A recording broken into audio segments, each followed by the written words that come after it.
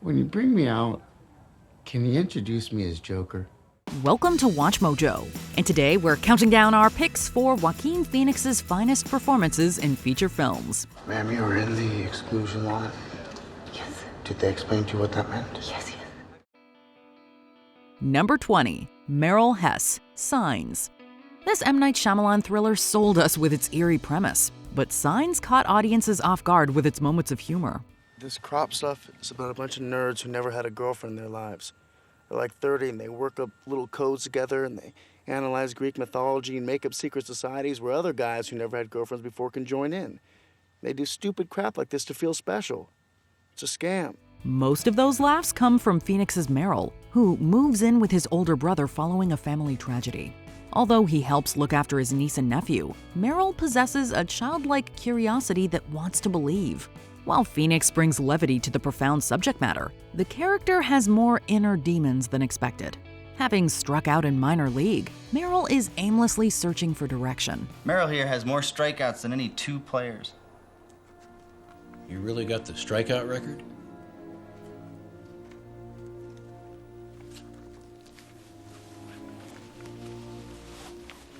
Felt wrong not to swing. He doesn't know where he's going, but Merrill's search for a purpose ultimately leads him back to his baseball bat. Phoenix hits this supporting performance out of the cornfield. Number 19, Charlie Sisters, the Sisters Brothers. What do you want? This is about slapping each other in public. So I slap you, you slap me back, we're even. So go ahead, hit me. Based on the 2011 Patrick DeWitt novel of the same name, The Sisters Brothers is a dramedy about a pair of assassins in the Old West. Joaquin Phoenix and John C. Reilly bring the titular brothers to life as Charlie sisters and Eli sisters, respectively. Charlie. Peekaboo.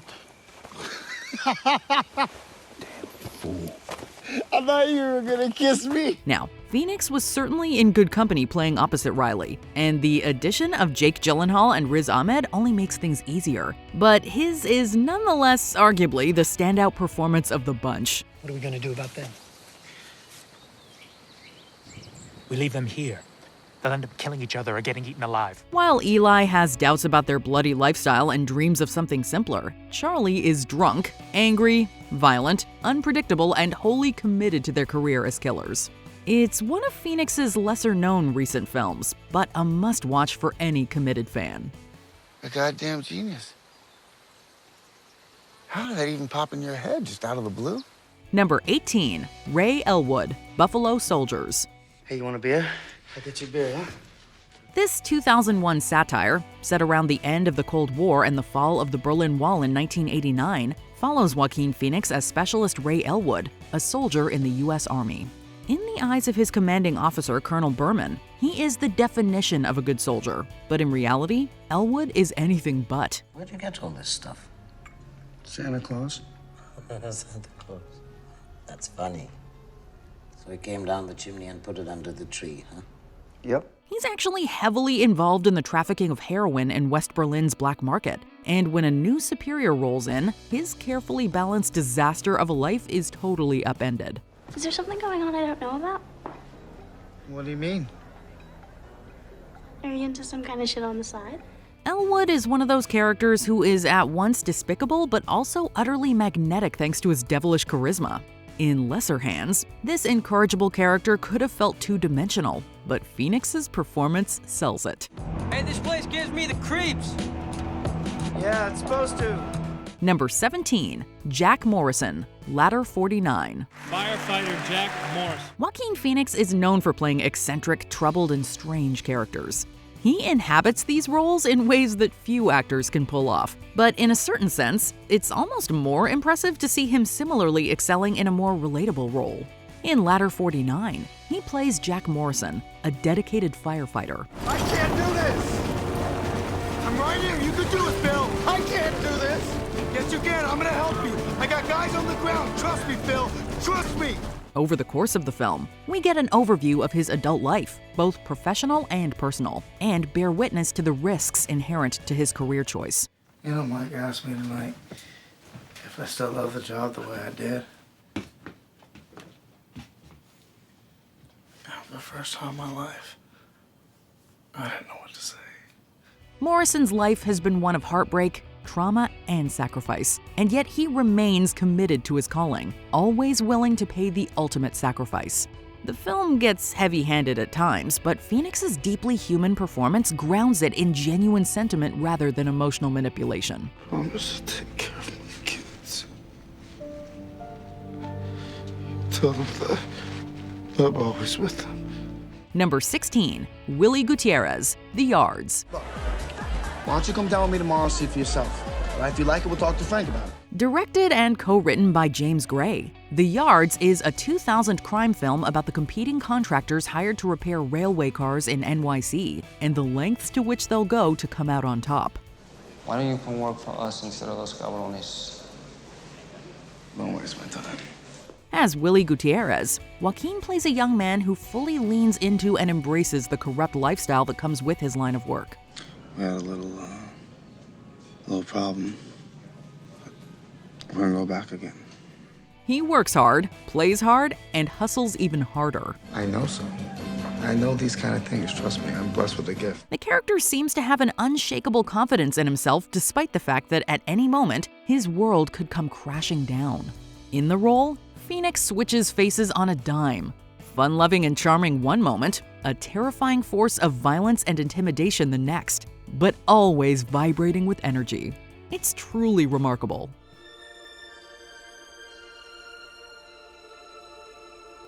Number 15, John Callahan. Don't worry, he won't get far on foot. Ladies and gentlemen, please welcome to the stage Portland's celebrity cartoonist, John Callahan. In this 2018 film released by Amazon Studios and directed by Gus Van Sant, Phoenix plays real-life artist, cartoonist, and musician John Callahan. After a car accident leaves John with quadriplegia, he tries to come to terms with his own alcohol use with the support of AA, channeling his frustrations into his dark and macabre cartoons. Don't worry, boys.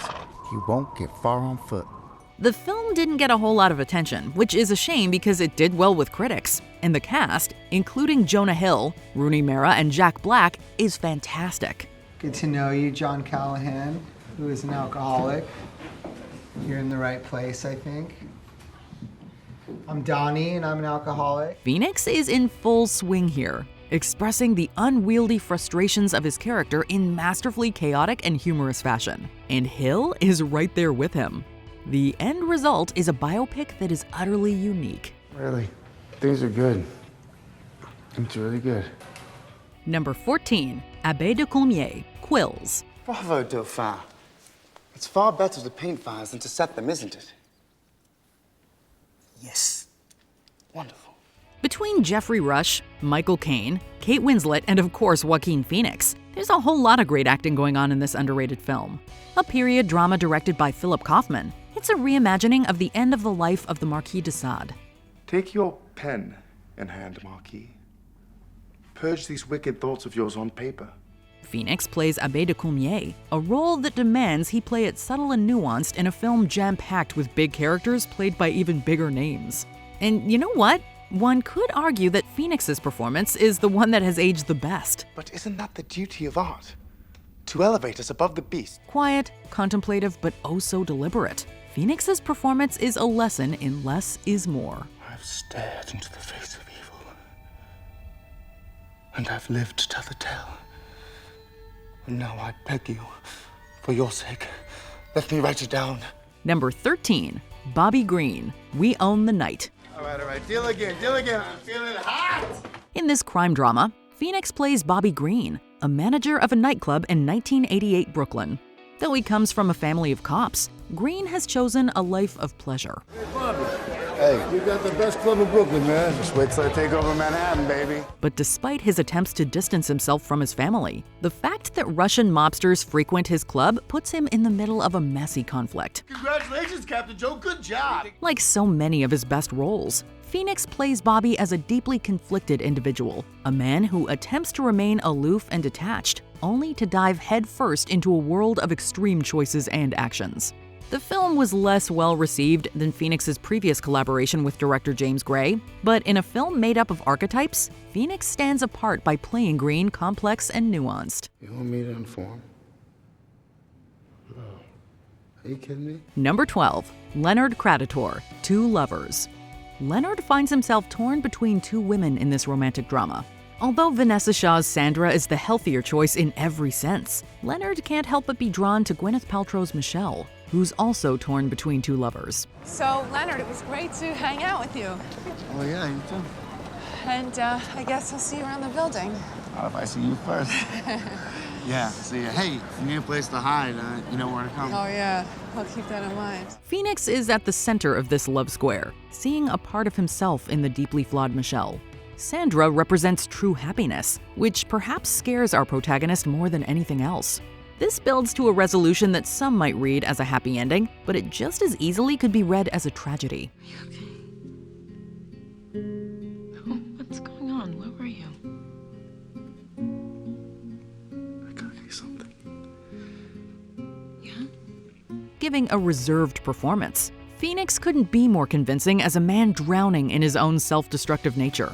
Whoever he chooses, joy will likely never come naturally to Leonard. Number 11, Jimmy Emmett, To Die For.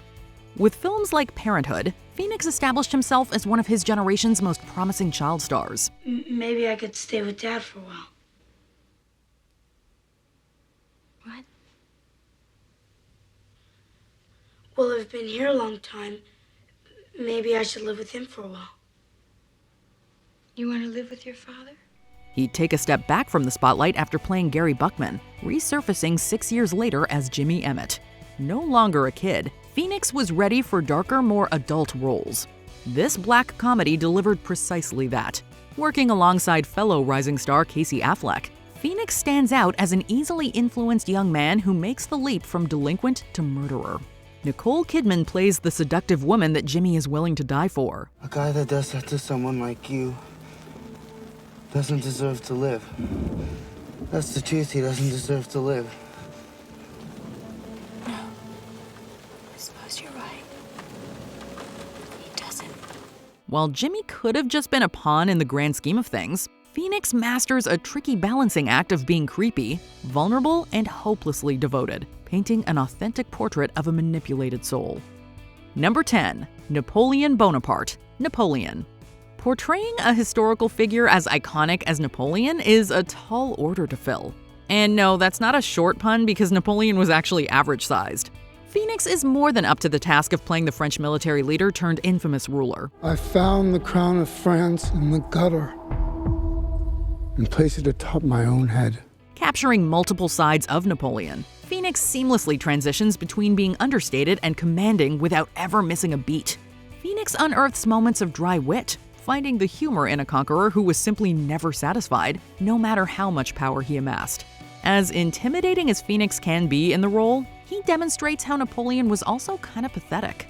Some will tell you that Wellington and Blücher defeated Napoleon, but it was just as much his inflated ego, which Phoenix fully embodies. I'm destined for greatness. But those in power will only see me as a sword. Number 9, Bo Wasserman, Bo is Afraid. In almost any movie, Phoenix usually plays the most unhinged character. Although we wouldn't call Bo normal, he is the least terrifying presence in this surreal expedition to the edge of all reason. I don't know whose phone this is. I just called the police. They're already on their way. Okay. Why? Hello? On a journey to a funeral, Bo winds up at the mercy of a disturbed domestic family, a traveling theater of lost souls, and a mother who will never untether him. Battling figurative and literal demons, Phoenix earns our empathy as a man who cannot catch a break. We'd say that Bo is the most sane person on screen, although when you're a magnet for such madness, one must question their own sanity.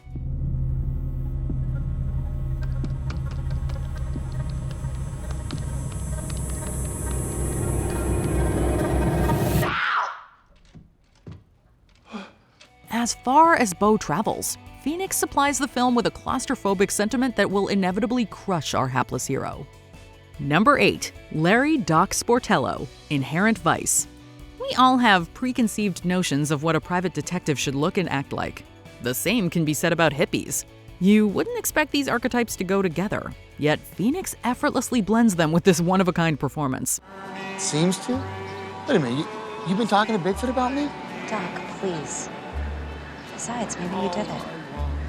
Has that crossed your mind?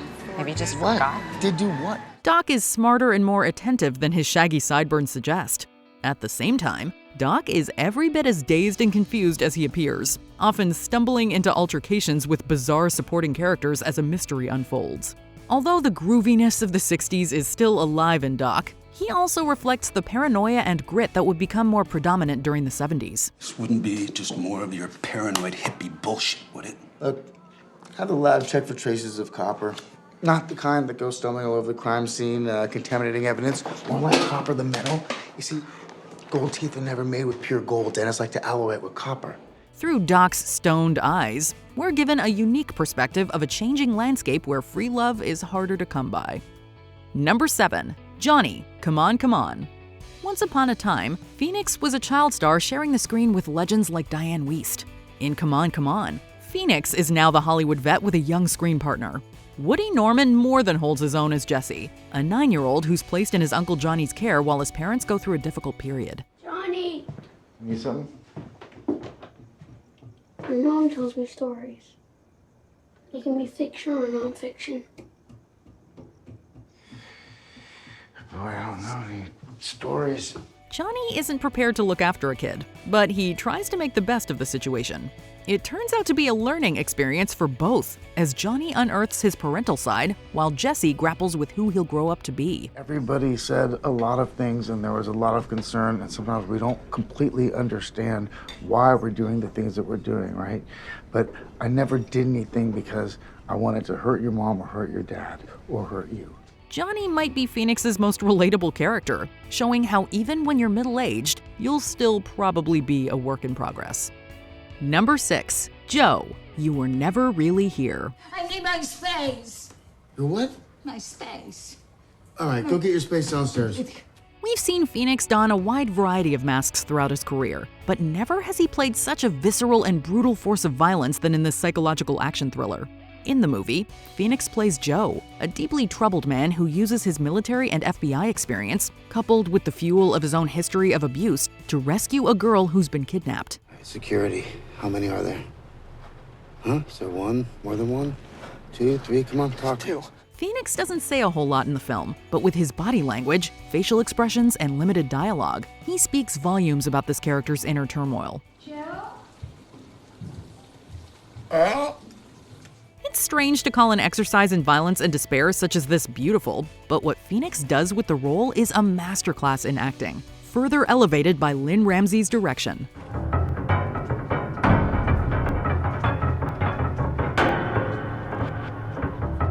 Number 5. Commodus, Gladiator.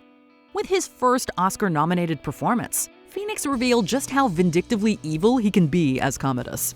Murdering his way to his father's throne, Phoenix plays Commodus with the sniveling punchability of an entitled rich boy. Who would beg to lecture me? Commodus, the Senate has its uses. What uses? All they do is talk. It should be just you and me and Rome.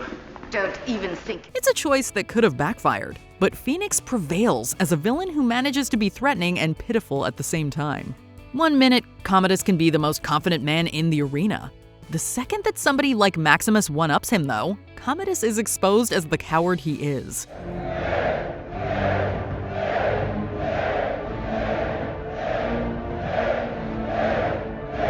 Phoenix brings a Shakespearean gravitas to the role, matching the romanticized tone of this historical epic.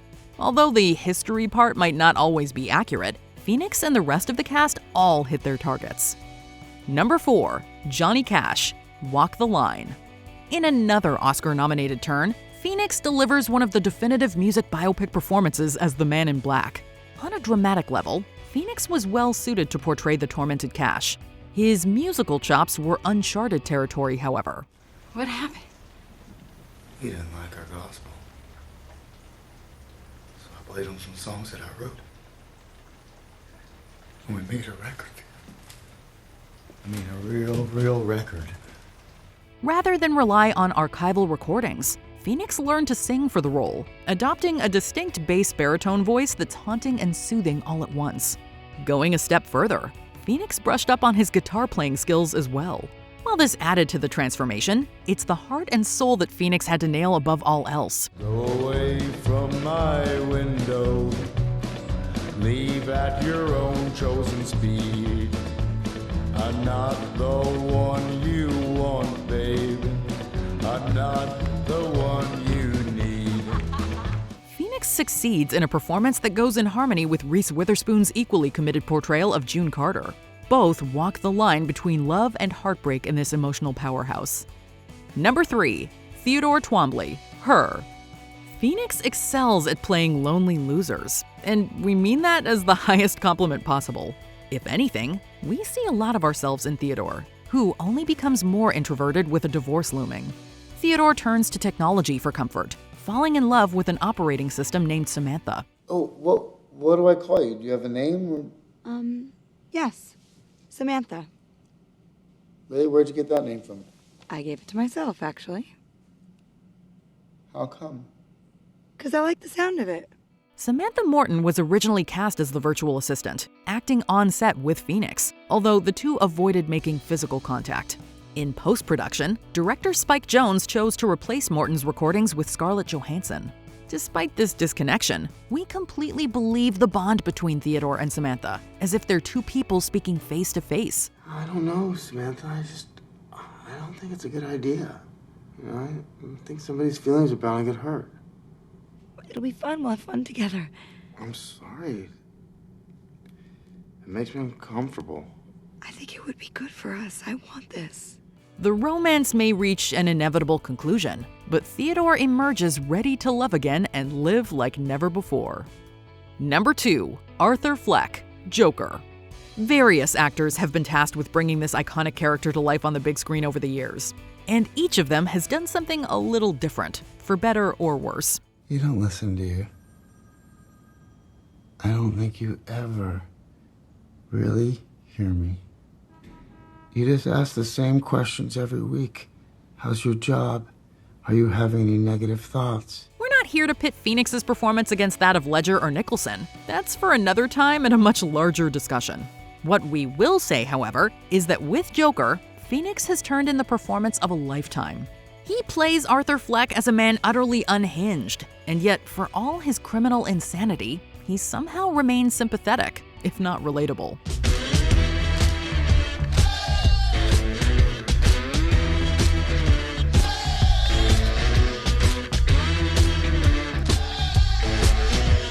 He's a tragic character, one who is at once hard to watch but impossible to turn away from due to the sheer magnetism of Phoenix's acting. Before we continue, be sure to subscribe to our channel and ring the bell to get notified about our latest videos. You have the option to be notified for occasional videos or all of them. If you're on your phone, make sure you go into your settings and switch on notifications. Number 1. Freddy Quell, The Master. Phoenix was in an uncertain place when The Master came out. He'd only made one other movie in the past 4 years, playing a mystifying version of himself in I'm Still Here. I'm nervous, but I'm glad to share it with you. And this is our night. It's not my night. This is our night. JP is all of us. Peace. To the bewildered public, Phoenix appeared to be a lost soul, not unlike Freddy Quell. Following World War II, Freddy struggles to re-enter society.